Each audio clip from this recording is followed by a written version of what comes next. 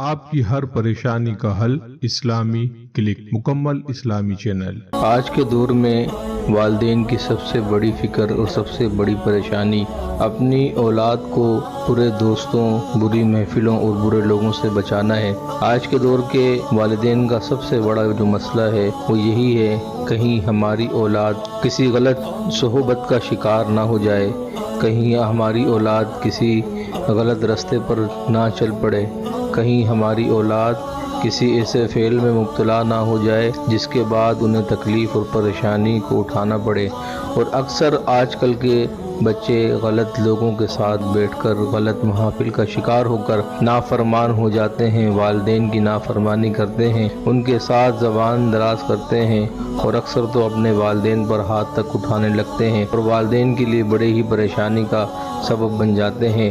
ایسے ہی تمام اپنے دوستوں کے لیے، بزرگوں کے لیے، بھائیوں بہنوں کے لیے آج ایک نہایت خوبصورت اور مجرب وظیفہ لے کر آئے ہیں، جس کو پڑھنے سے انشاءاللہ تعالی اگر آپ اس کی پابندی کریں تو آپ کی اولاد فرما بردار ہو جائے گی۔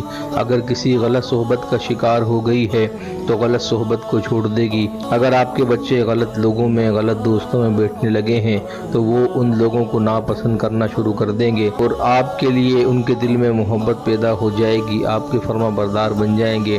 جو بھی جس کسی شخص کی بھی اولاد نافرمان ہو، ناحلف ہو، وہ اس وظیفے کو ہر نماز کے بعد پڑھا کرے، انشاءاللہ تعالی بچے صالح ہو جائیں گے۔